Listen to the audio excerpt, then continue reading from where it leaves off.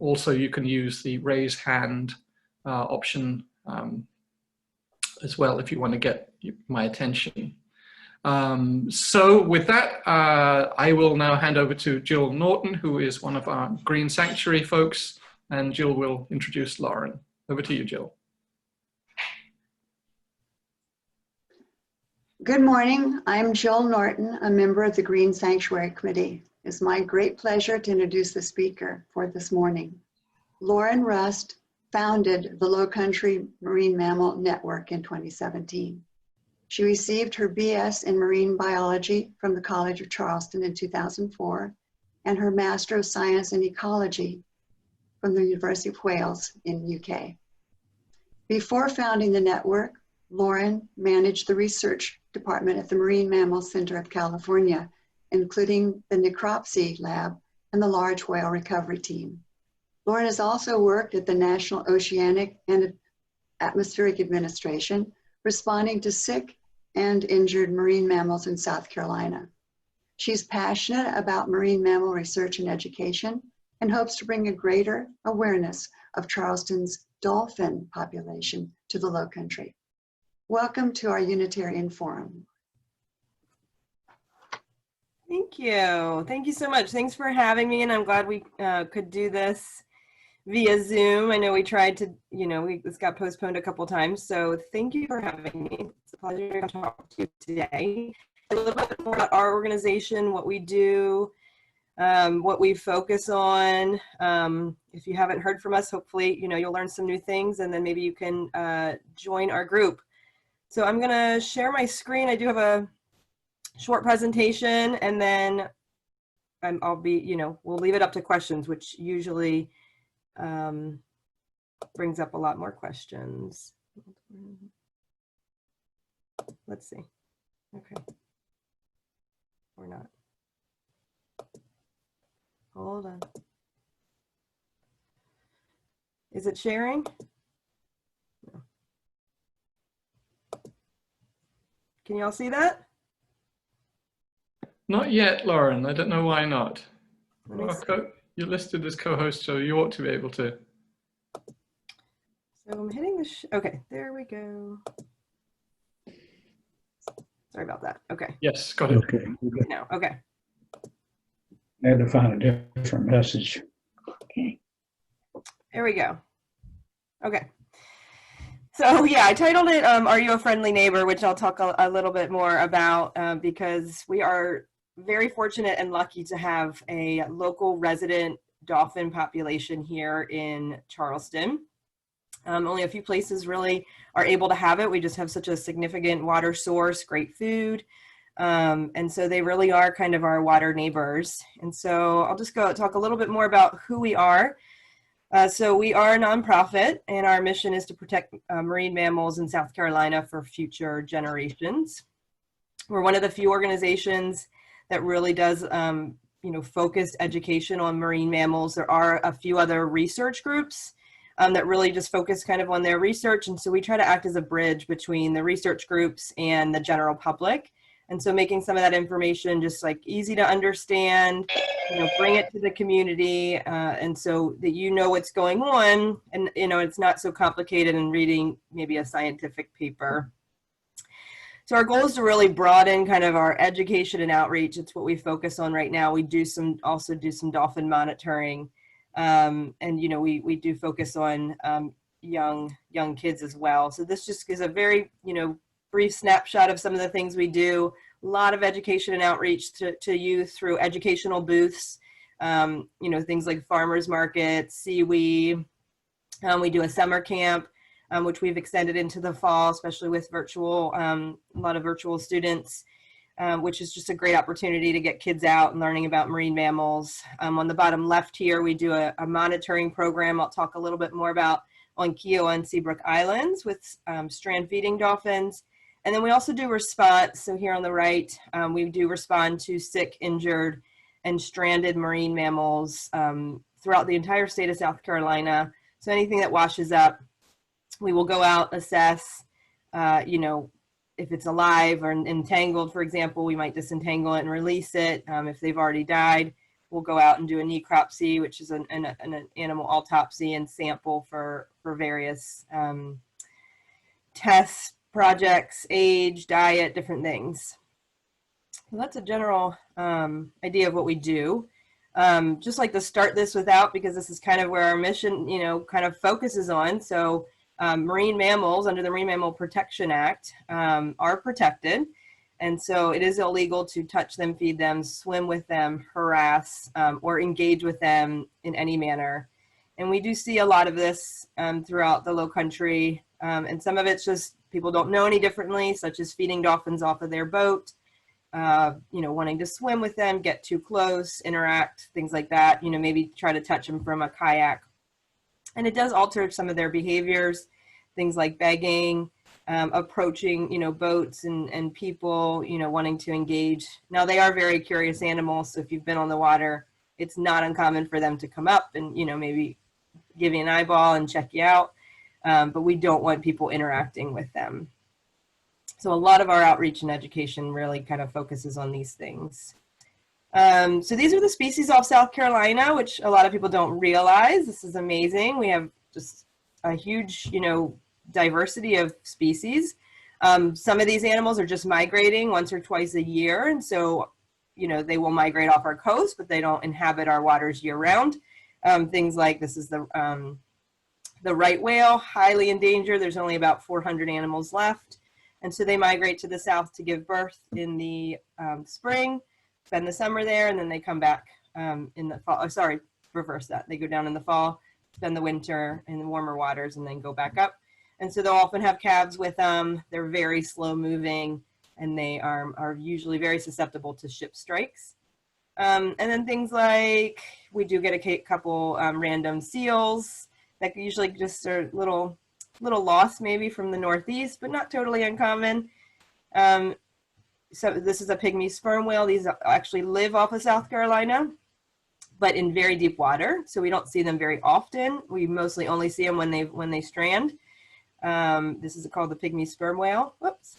But anyway, so high diversity, which is neat.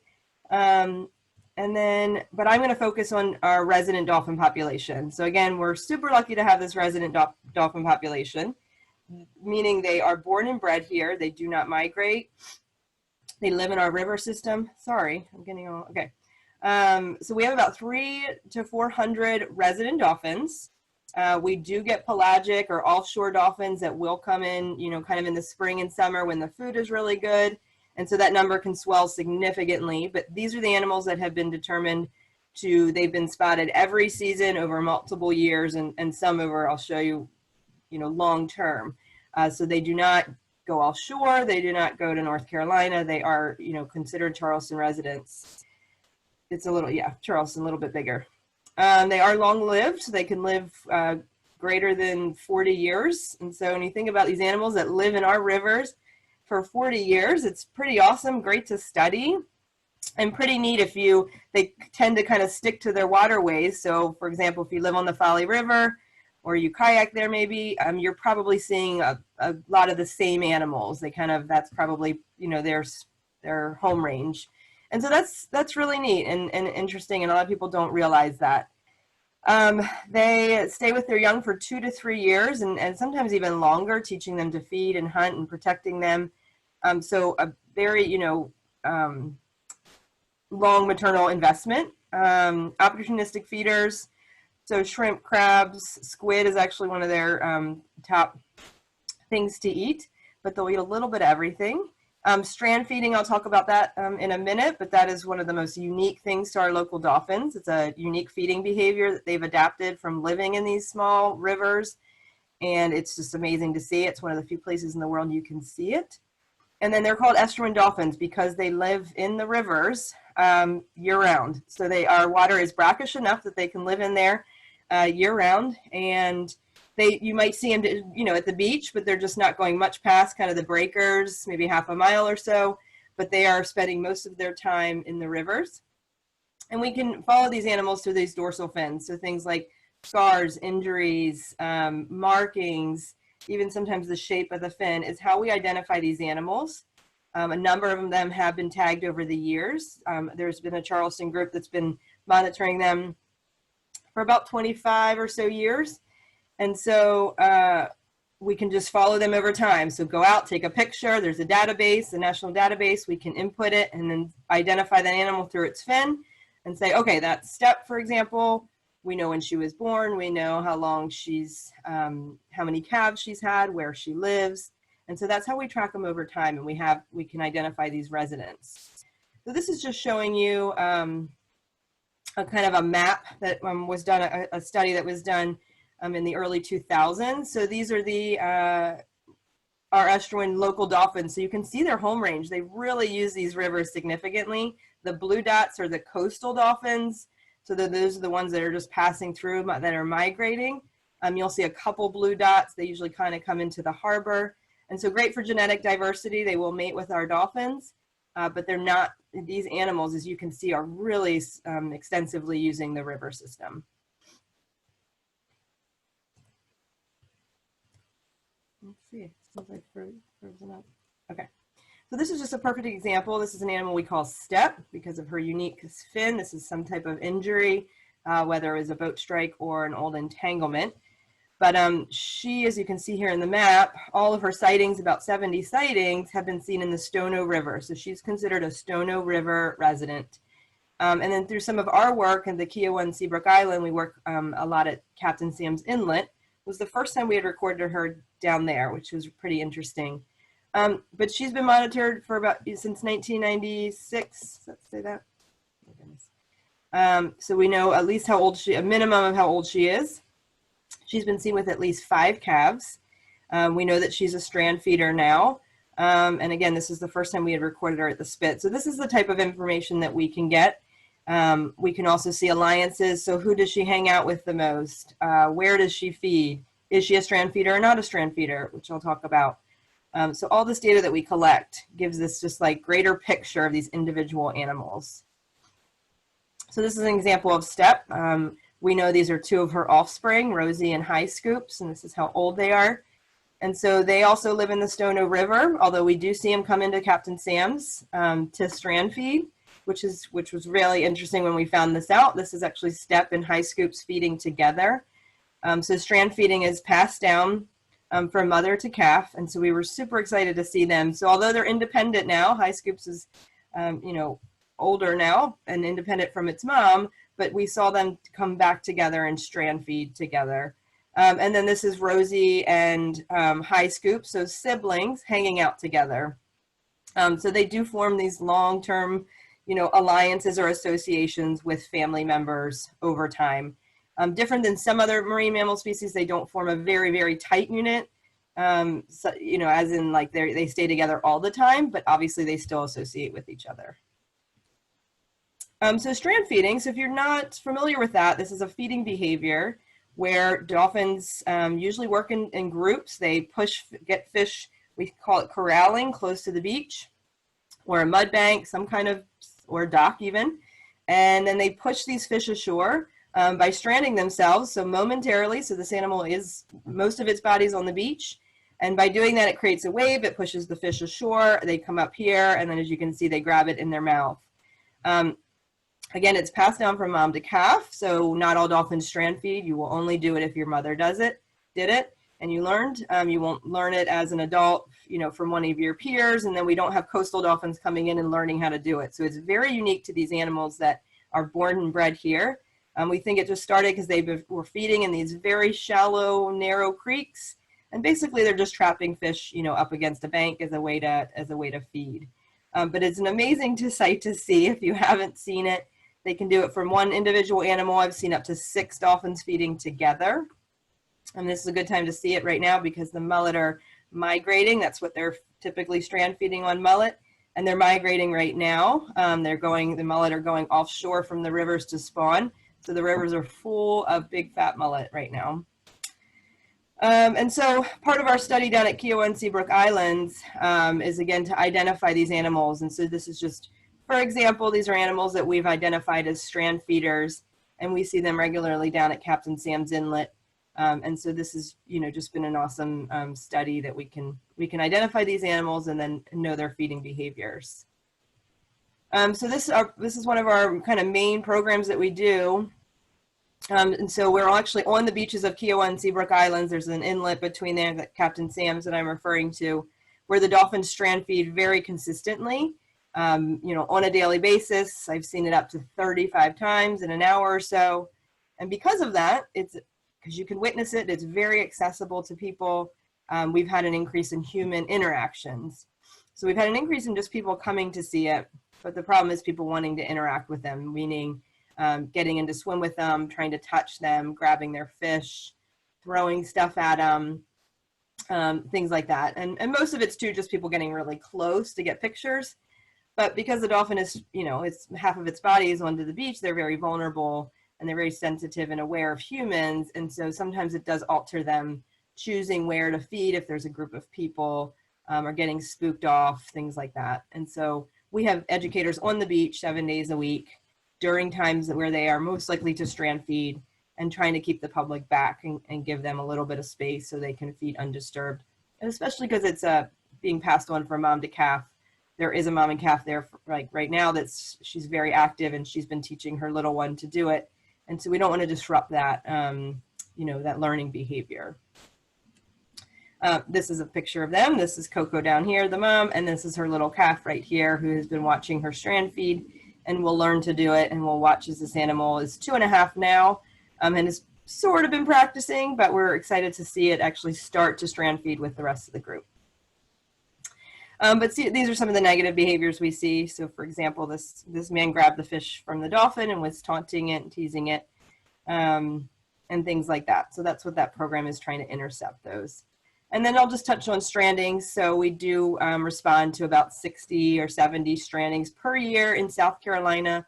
Most of those are dolphins, and most of them are here in Charleston because of this resident population.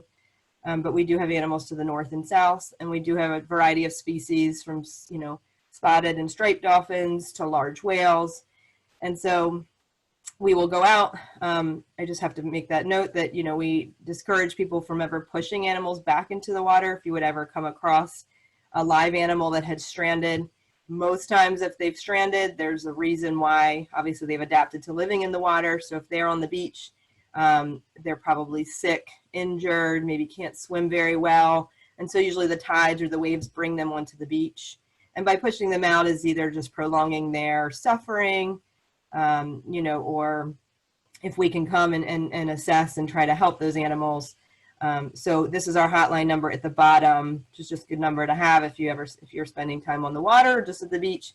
For example, we had an animal strand just a couple weeks ago on the beach, and the beach and people are trying to do the right thing, and I totally get that. You see an animal and think it should go back in the water, but over several days they continued to push this animal back into the water, and it eventually died and stranded. But we want to get our team out there to assess these animals, and then things like I said, we learn age, diet, contaminants, human impacts. So we'll open up this animal and learn a lot from the species. And then again, if it's a resident dolphin, we want to know that animal has died, and we'll check that off in the database.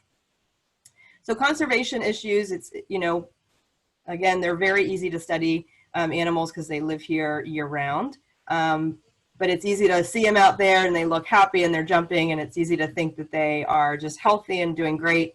But they do have some issues. So things like boat strikes. This is why we, encourage people not to feed dolphins. Entanglement. So this animal was hooked.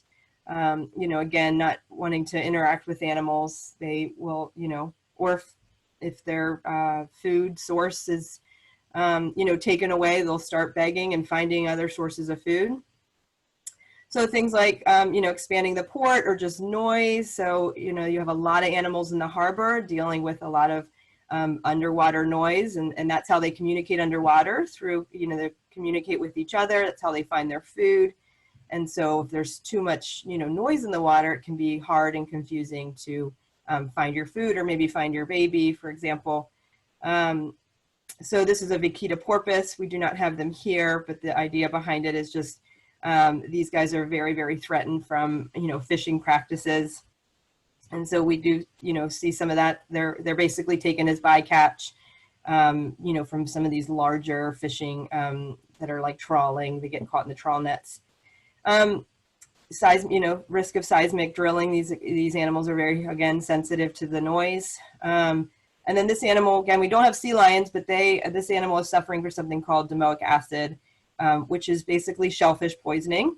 We can get it too. It's just, it's something from like a red tide. Basically, it's naturally occurring. It does seem to be getting worse, maybe with warming waters. And so these animals obviously eat, lots of fish and seafood, and then can get really sick with this shellfish poisoning. Humans can also get sick with shellfish poisoning, as well as dolphins. We do see dolphins here.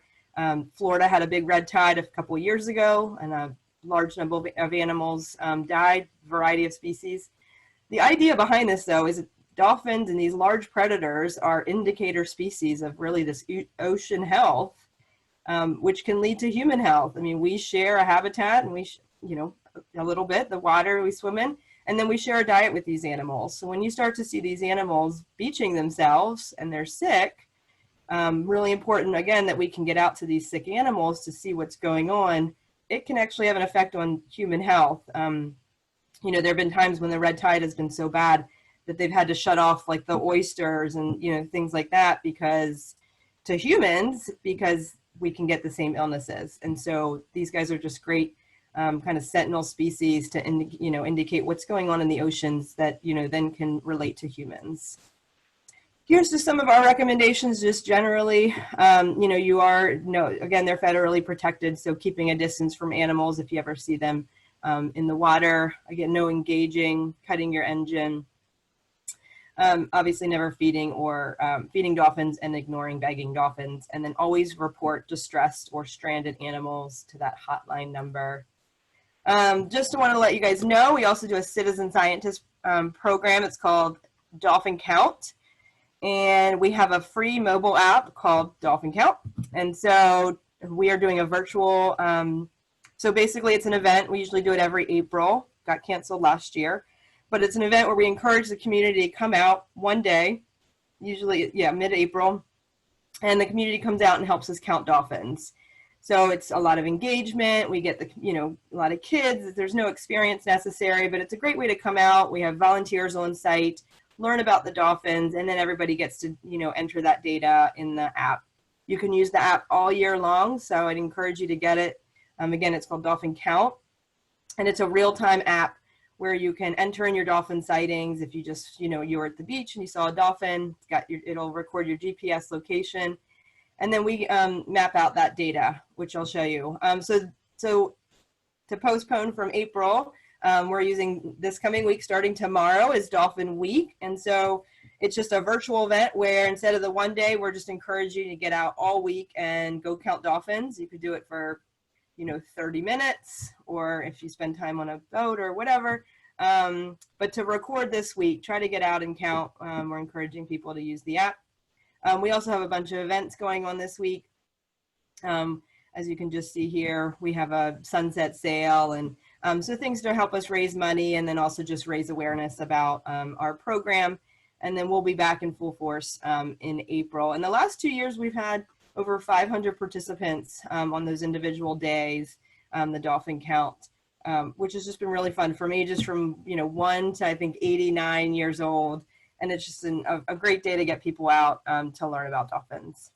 So this is some of the data that we collect, the dolphin sightings from that Dolphin Count. And then we map it out. And it's great for us to look at, where, again, dolphin hotspots.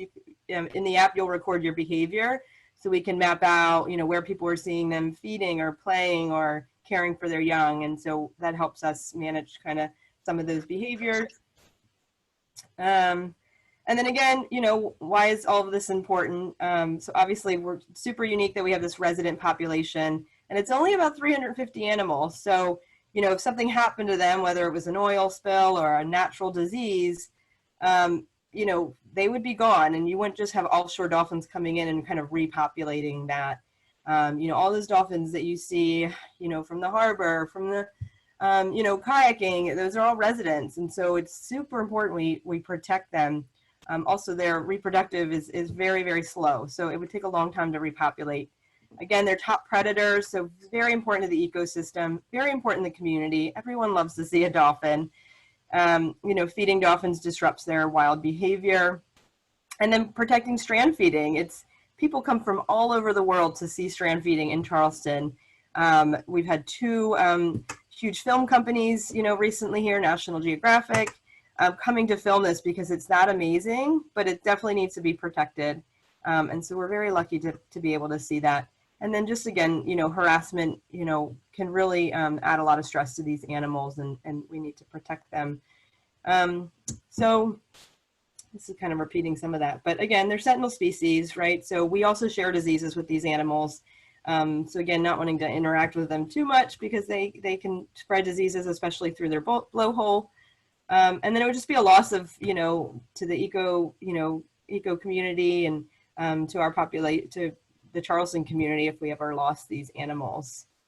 So how you can help, again, that's our hotline number. If you want to take that down, please check out our website. We have lots of interesting programs. We have volunteer opportunities, merchandise. You can become a marine mammal ambassador, things like that. If you want to follow us on social media, we post just a lot of great information about these local animals, some fun information, events that we have going on, and then please spread the word about our organization.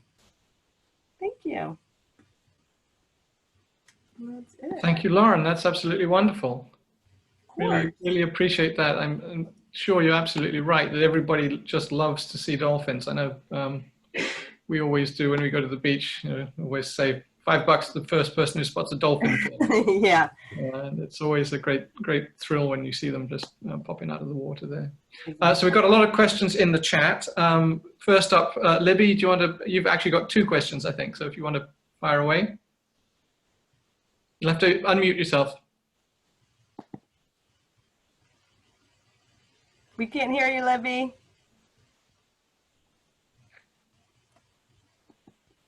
Libby, we can't hear you. You're muted. Okay. There you go. I was curious what your involvement was with the aquarium, your organization. That's a good question. So we have partnered with the aquarium.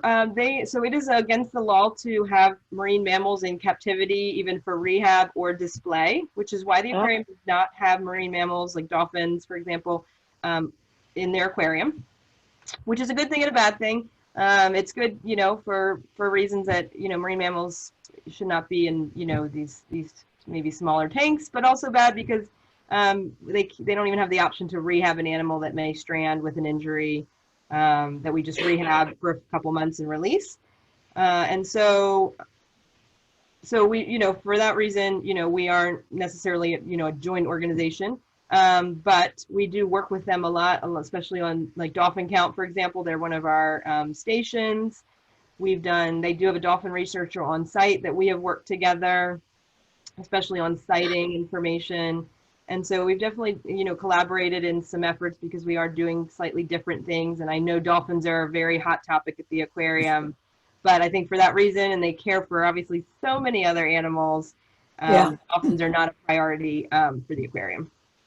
My other question was regarding the eternal fight to keep Captain Spit from being developed for houses that can fall into the ocean the next year.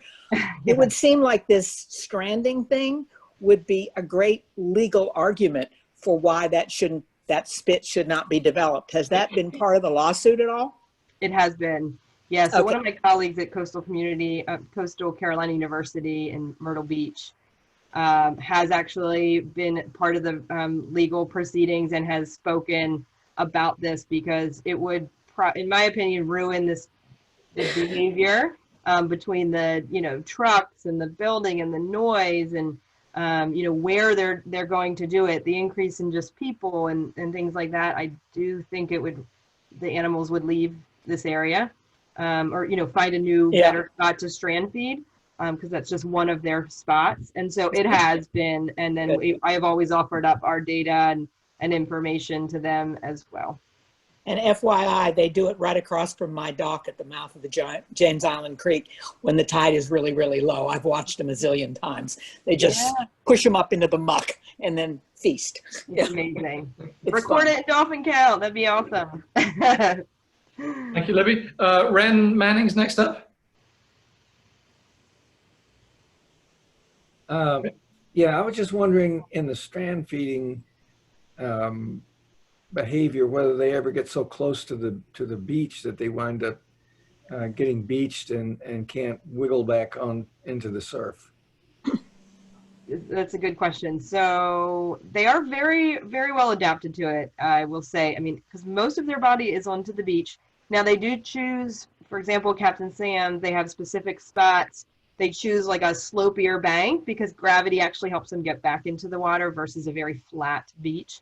But there is a place on Folly that they love to strand feed on pluff mud. It's a mud flat, and they have gotten stuck there. They just go on, and then they just, if you've ever been in pluff mud, they just sink. And we usually just put them on watch. Best thing we can do. One, it's too hard to respond in pluff mud for us. It's also very stressful for the animals. And the few times that they have gotten stuck, 10 out of 10, sorry, they just wait out the tide. And when the tide comes back in, they are able to get themselves unstuck. Because they're mammals, they can be out, you know, they breathe air, obviously. The biggest risk is like a dehydration and a sunburn. But again, if they didn't get out at the high tide, we would probably mount a response at that point. But at Captain Sam's, I've never seen it and heard of it before. They're pretty good about wiggling, getting themselves, kind of wiggling back into the water. But it's happened. Next up is Christine Williamson has a question. There we go for it. Yes, we do. We do see the occasional visiting manatees every once in a while around here. So we're wondering what work do you all do regarding the visiting manatees? So manatees are actually managed by Fish and Wildlife. We think about 20 manatees a year that come up from Florida. They come up in the spring, hang out here for the summer, and then typically go back in the fall. That's the idea. So they are actually tagged in Florida. Most of the ones that come up are already tagged. And again, Fish and Wildlife manages that. And so we do not do much. We have helped respond to injured animals. We've helped move animals. There have been times the last couple of years where manatees are getting quote unquote stuck in warm water. They're finding kind of a warm water pocket, and then fall comes around, the water gets cold around them, and then they don't leave. So we've actually had to capture a number and transport them back to Florida. This is a big reason why, so feeding and watering manatees is illegal. A lot of people want to throw a hose off their dock because they do love fresh water, but it keeps them there. So they stay there because they love the water and they're drinking it.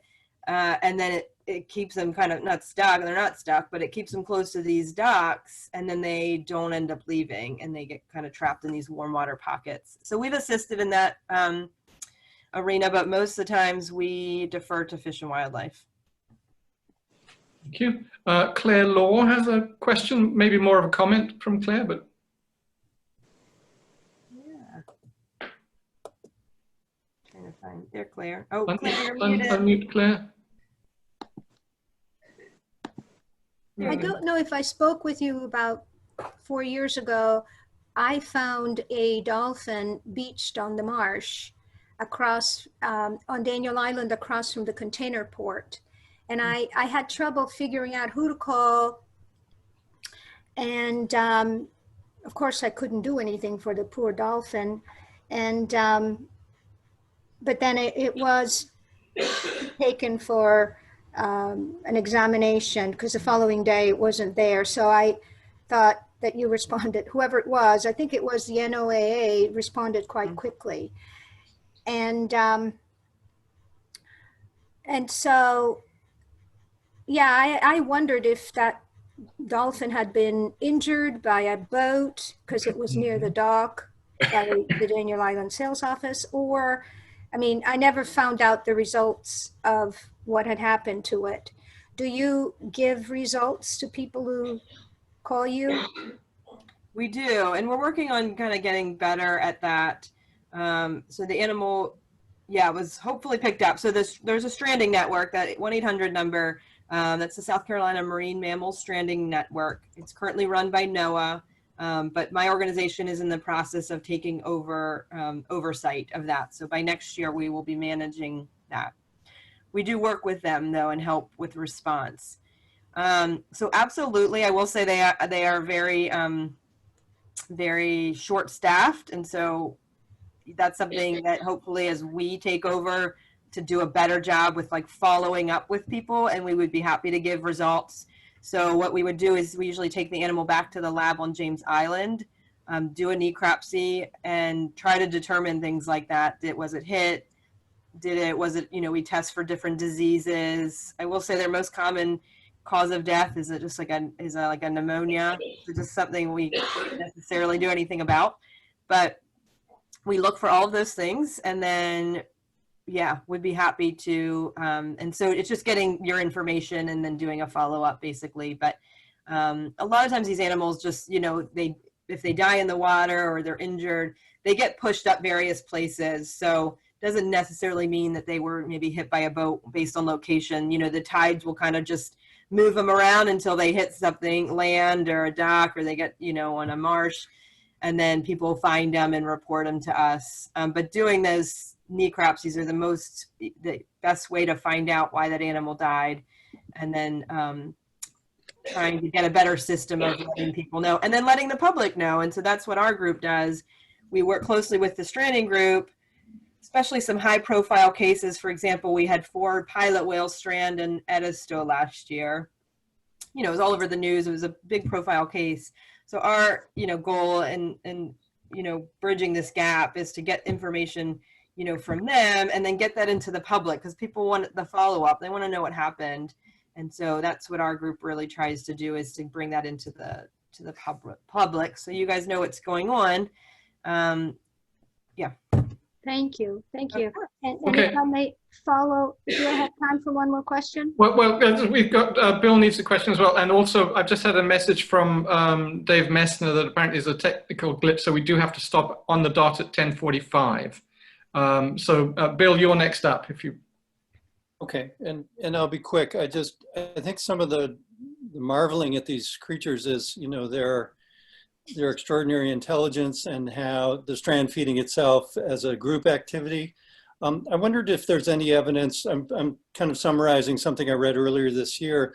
Is there any tool using behavior here in the Lowcountry? I understood there was some using empty shells. The dolphins would chase crabs into shells and then bring them to the surface and then eat them. It was just anything like that around in our neck of the woods. No, I don't think so. I mean, I know of some other, populations doing things like that. So no, not that I use a really tool using. I mean, I think, you could talk about the strand feeding as being, they're really using, these banks, docks, but a little bit different than what you're referring to. So not that we are aware of any specific tool use. Great. And one quick follow-up question. Any college internships for those of us who have kids who are heading to college soon? And yes, we do. We take lots of volunteers, internships. Okay. Yeah. I'll follow up. Our way. Thank you so much. This is wonderful. Sure. So there was a question from somebody going by Kanya Kamuri, which had to do with what's the website. So that, I think that's everybody can find that pretty easily. So Claire, if you want to follow up, and yes, very quickly, I watched downtown Charleston. You have that beautiful pier where the tourists go and enjoy watching the dolphins. But I've also seen them trying to coax them and throw things in there.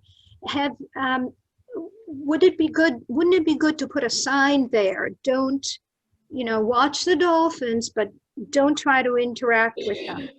Yes, absolutely. And thank you for bringing that to our attention. We've been working this year on posting signs, and we do have signs. NOAA has very specific signs, because it's a fine up to $100,000 for feeding wild dolphins. So yes, it's good to know where those places are, and I will work on probably talking to the city about getting a sign posted. Yeah. Yeah, that would be easy so that we don't get into conflicts, because I said, you know, you shouldn't be doing this.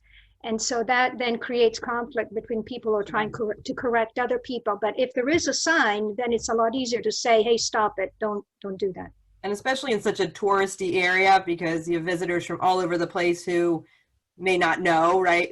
We hope the locals know, got some of this information, but for people visiting from all over the world, it's hard to get that information out. So a sign is a perfect way to get that information out. Yeah. That's a hefty fine. We've still got 3 minutes left. So Jill, if you want to ask your question about plastics, and I think this will really be the last one. Unmute, Jill.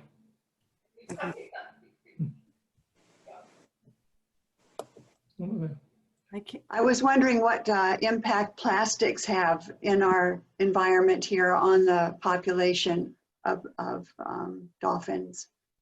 Yeah, so it's kind of a new topic. I can tell you there were some students that are about to publish papers on looking at microplastics. So these are the tiny, tiny, tiny minute ones. Basically, you know, their initial findings were that they are there. I don't think anybody knows yet what impacts is having. You know, a lot of things are going to pass, or, you know, just we're probably ingesting we are ingesting microplastics, and a good portion of it you're going to pass. So what effect is it having on them, I think, is still to be determined. We are seeing larger plastics and marine debris in general. So things like, there was a picture earlier of an animal that ingested tin foil and just choked on it. So it was just trash in the ocean, getting entangled in discarded nets, you know, things like that, plastic. That's affecting all animals in the water, right? But I think that the plastic and how that's affecting things like hormones and things like that is still to be determined. But no doubt that it's going to have some, you know, with the just the chemicals that are in there. Other things like runoff, you know, things like what you're using in your lawn and golf courses, for example, that's all running into the water. So water quality is going to play a huge role in not only the dolphins, but in the fish that they're eating. And it just works its way up the food chain into us too, right? We're eating this fish too. So, you know, microplastics is one piece of the puzzle, but things like contaminants play a huge role. For example, animals also flush that into their firstborn. I know we're almost out of time. So things like contaminants through both their milk and just through like the placenta. And so a lot of firstborn dolphins or marine mammals actually die because they get this huge offload of contaminants. So that plays a significant role in their health as well. Lauren, thank you so much. I'm going to have to be very rude and cut us off so we can get to the church service, unfortunately. But thank you. This has been absolutely fantastic. Really enjoyed it. Thanks so much for your time and effort on it. And thank you, everybody, for being here. Next week is Dr. Scott Peoples talking about Bob Dylan. I don't think Bob Dylan makes any references to dolphins in any of his songs, but he might do. And if anybody knows whether he does or not, it will be Scott. So